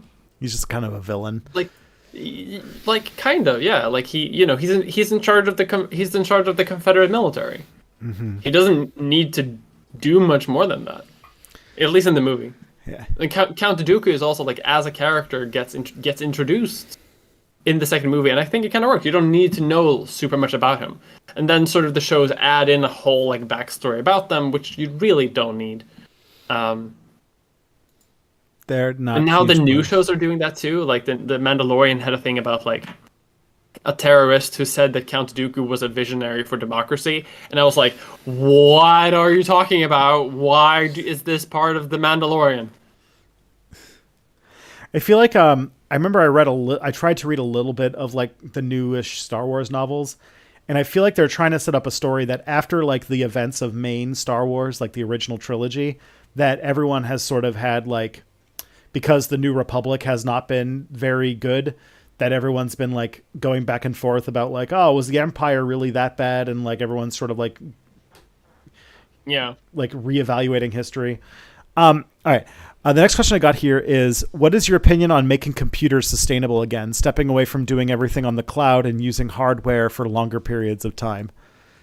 I mean, a lot of that is, there's like a thing called like downcycling or whatever that I feel like would be very useful for that kind of stuff. Like we do with batteries, like when car batteries for like electric cars, they wear out after several cycles, and you can take them out because they just, they charge and discharge slower when they get older.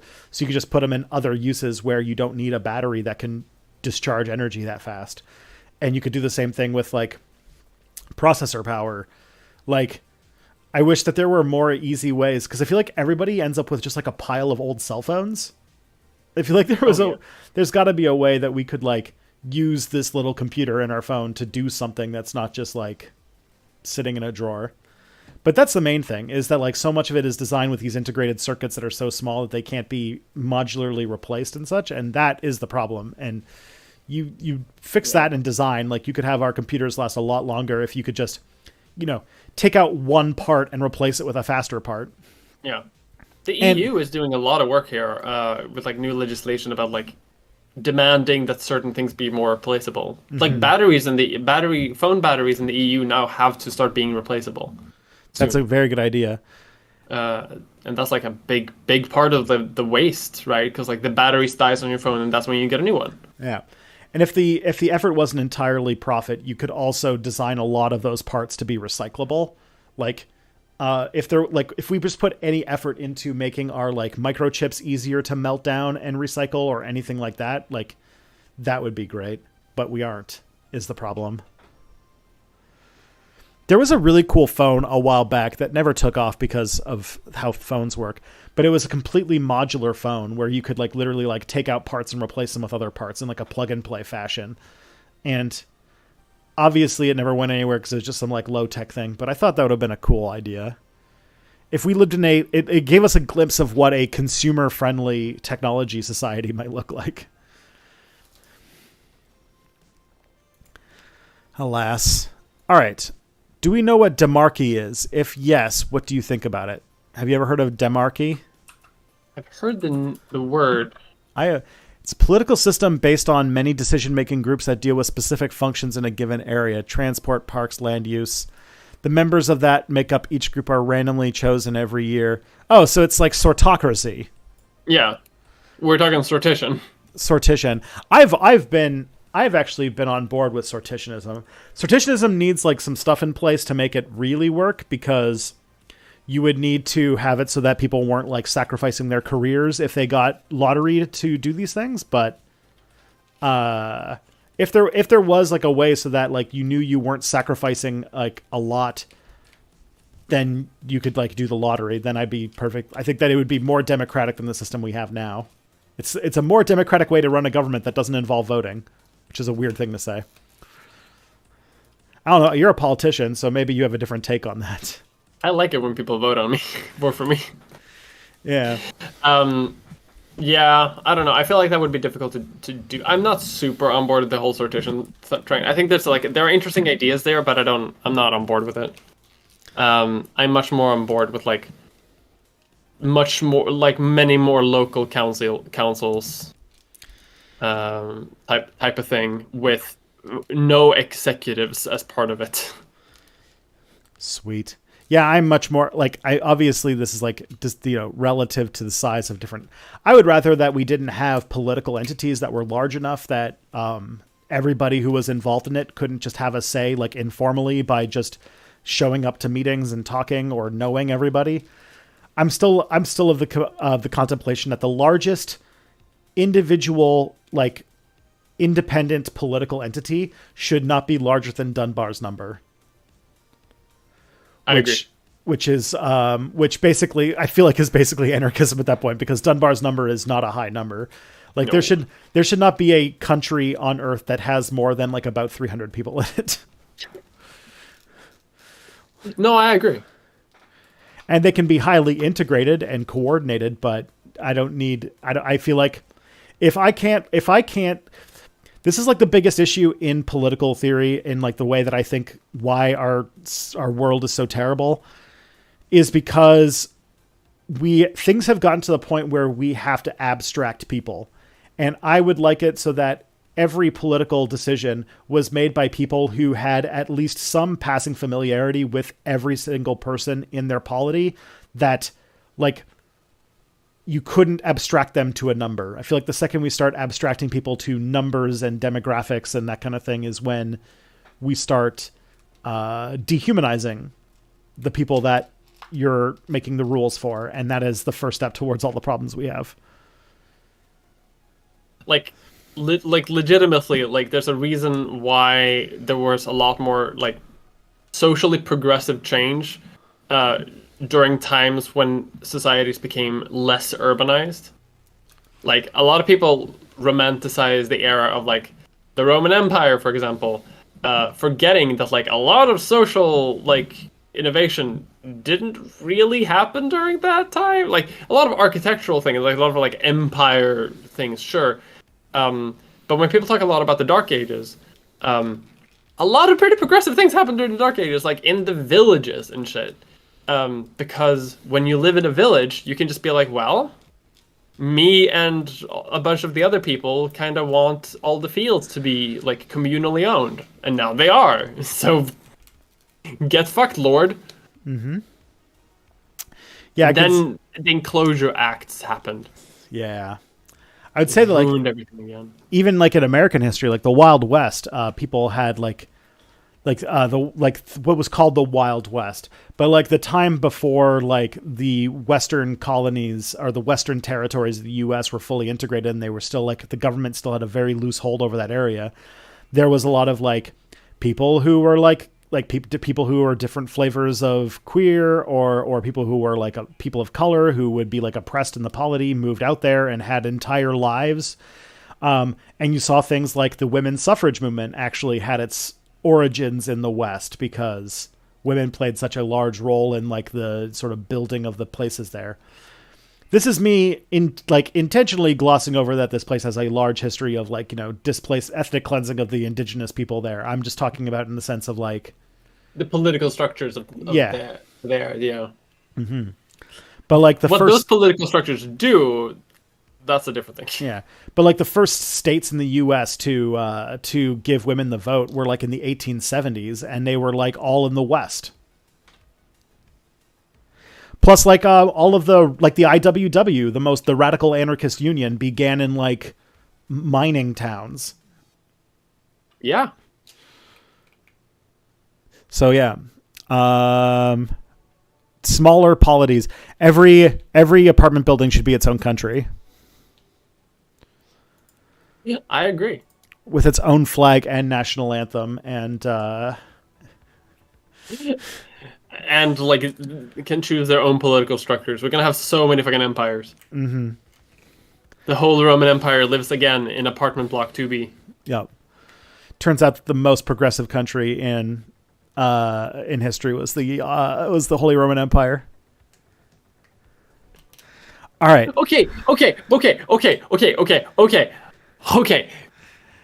The Holy Roman Empire was maybe one of the few places in Europe that was maybe the more receptive areas for the ideology of like individual liberty and freedom, and that was very much like imported by Native American philosophers and statesmen. The places where those ideas resonated the most, kind of the whole Roman Empire, because like, sure, the emperor has some opinions, and you have a lord, but the lord isn't like in Paris 500 miles away. He's like in the big house in town. And it becomes a much less weird. There's a reason why the peasant rebellions were much more prevalent in the Holy Roman Empire than they were, for example, in France. Mm-hmm. I'm a Holy Roman Empire defender suddenly. Yep, defender of the faith. Don't worry about what happens in the Archduchy of Austria. Oh, thank you for the $2 super chat again. What would Soviet-built smartphone be like? It would be garbage. The Soviets, it would either be garbage or it would be like an almost like bit for bit copy of an iPhone, because the Soviets did not invest in information technology. They fell, like by the 1980s, they had fallen so hopelessly behind the US when it came to developing computer technology that they just started copying IBM and started making like ripoffs of all their stuff.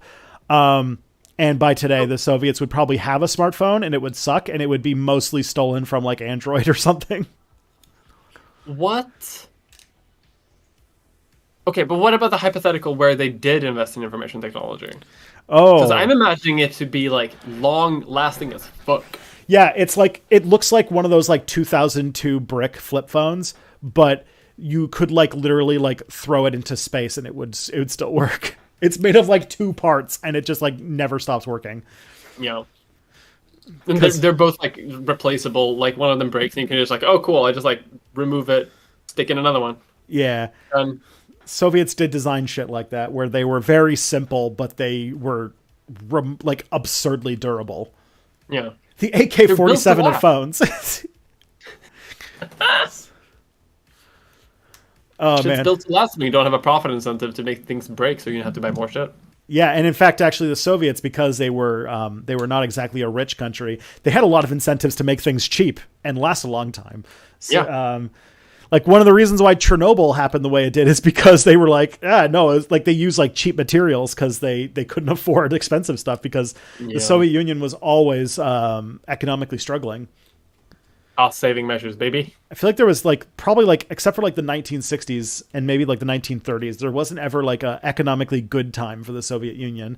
And a lot of the things that people talk shit about the Soviet Union for had more to do with the fact that it was a country that was constantly in economic crisis than like it like, you know, any of their individual policy failures or whatever. It was more that like, oh, this is what it's like to live in a country that the entire world is trying to strangle out of existence. Okay. Yeah. The brutalist smartphone. It's a cube made of like concrete. There's some like graffiti on the side of it. Yeah, let's not mince words. It would be the ugliest looking phone you ever saw. It would be like, but it would be you could like you could do horrible things to it and it would still work. Oh yeah, it'd be you like could drop that shit in water and you'd be good. So basically, it'd be Nokia. Or what are those phones like construction workers have where like they can drop them off the roof of a building and they still work? I need a more advanced version of Workers and Resources Soviet Republic where I can do this shit.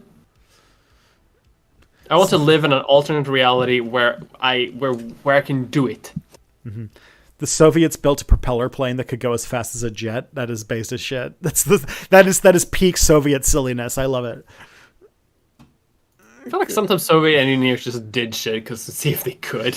There was a lot of times where like the U.S. got really into a technology and then the Soviets refused to invest into that technology because they thought it was like bourgeois and capitalist, so that they would stick with this one thing that was less good, but then they would force it to work with like all of their best engineers as hard as possible. Like I think of like how they thought that Darwinian evolution was like bourgeois and capitalist, so they clung super hard to Lamarckian evolution for like a really long time because they were like, this is like they just like, I don't know, the Soviets got into weird shit like that sometimes. All right, we got 2 questions I think are pretty easy to answer. Oh, cool. How do we save Star Trek Prodigy? Yeah. Victim of capitalism. Yeah. I have a feeling that we are about to enter into another Star Trek Dark Age because Paramount Plus is probably not meant to last, and we're probably going to go into an age where there's going to be no more Star Trek for several years. As happens, it'll be the 3rd Star Trek Dark Age. But I think that I read an article about like, oh, like where could it end up? Either like the backlash against them getting rid of Prodigy will bring it back, which I doubt because they're using like season 2 of Prodigy. They're writing off in like that weird tax loophole that a lot of streaming services are using now. Like the reason why they just randomly canceled like Batgirl or whatever it was last year. Yeah. So they're using that tax loophole to save a bunch of money on Prodigy season 2. The other one might be Amazon might get it, because Amazon Video, Prime Video, is probably one of the streaming services that is going to survive all of this falling apart.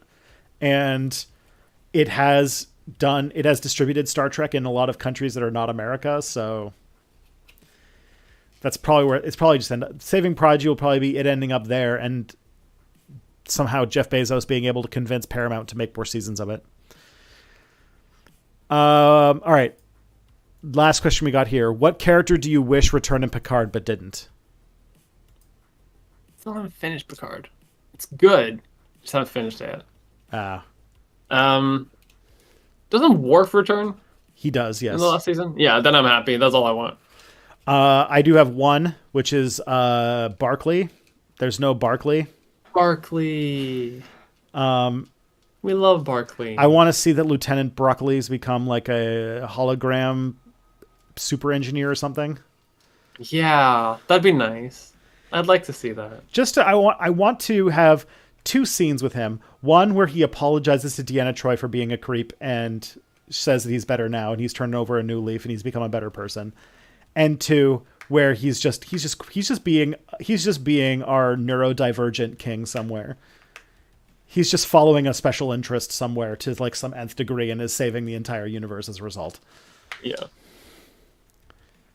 He can be back on anxiety medication. Yeah. We finally put him on Space Wellbutrin and he's a lot better now. My man needs it. Yeah. Wesley Crusher. Wesley Crusher did return. Yeah, he's in season 2, very briefly, but yeah.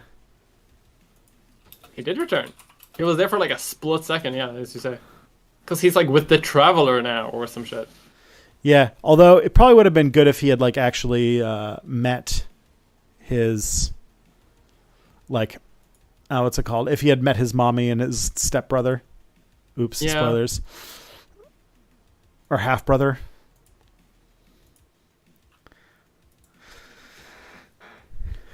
I wish Pulaski returned. It's like she died. Yes, she was very much a mistake. Not that she was bad. She was a fine character, but she was very much like the result of, I think, like a contract battle between Gates McFadden and the Star Trek people. I don't remember actually what her full story is, but just there was no Gates McFadden in season 2 of Star Trek, and I can't remember why. Do you know this story or no? No. No. Wasn't she, like, booted out because they thought that she wasn't, like, resonating with the audience enough, but then they got in another one, Pulaski, and no one liked Pulaski, so they're like, oh, fuck. Or how, do you know the story? No. Gates McFadden's contract was not renewed. Interesting. Yeah, I heard something along the lines of like, yeah, that like they didn't like her. The producers were like, no, she's not resonating with audiences, and then they removed her, and audiences were like, what the fuck? Yeah, it looks like that is the case, which is strange. Although, like, honestly, there were some other things that I was thinking that might have happened because there was a long time when I had like a lot of predictions for what the main bad of the season was going to be that turned out to not be true. And one of them was Species 8472. I thought that was what it was going to be for a very long time. So I thought it fit a lot of things in the sort of thing. But for a little bit, because it was talking about like, oh, it's like hatred and pain, I thought it was going to be that weird goo thing from that planet and that we were going to get like a cool Denise Crosby cameo somehow playing Natasha Yar as like some sort of like representative of the evil alien goo monster that ate her in season 1. Yeah. Now the only thing is that unfortunately it seems like Star Trek is collapsing right now and they're going to be cutting back on a lot of stuff, which sucks. Yeah. I'm also surprised this revival lasted as long as it did. Fair. Although there was like people who were like, oh, like we could do Terry Farrell could come back in some capacity. I don't know how, but you could do it. Like they're going to get through an entire revival forgetting that Deep Space Nine existed. And it's going to be sad. Yeah. Because they really don't want to admit it ever happened. But why? I don't know. For some reason, the best Star Trek show has this like reputation that it wasn't liked and it doesn't have a big fan base, which I don't understand. I don't think that's true though. Everyone likes Deep Space Nine. I know, but like if you're not in the fandom, it's not seen as like an iconic Star Trek. Like if you like if you're a normie, you see Captain Picard or Captain Kirk. That's about all you're gonna get. Yeah, that's fair, I guess. And That sucks. But I would love if like they got Terry Farrell and Denise Crosby and like to come back and do cool stuff, because the way that they left the show sucked and they were not treated well by Rick Berman. And I would love for like Rick Berman to be gone, but they get to come back, that kind of thing. Because they both experienced a fuckload of sexism on set, and they both got very screwed over in there and why they left the show. That is, it's more like Deep Based 9. Exactly. It is, though. So good. There was a DS9 episode of Lower Decks. That is true. But it's only so much. Anyways, I just realized it's 2:00. Shit. We're going to have to part ways for another couple weeks. I'll be back next week. Mia, you'll be on the internet making internet stuff, or walking around the house drinking coffee and enjoying the sunshine. If you want to find Mia, looking out the window, waiting for the rain. Yeah. But yeah, if you guys want to sign up with the things, I know that we're in like a kind of weird, whether you like the Twitter at Pisa, the Twitter at Avignon, or the Twitter at Rome, whichever one you're into right now. The year of 4 Twitters. Yeah.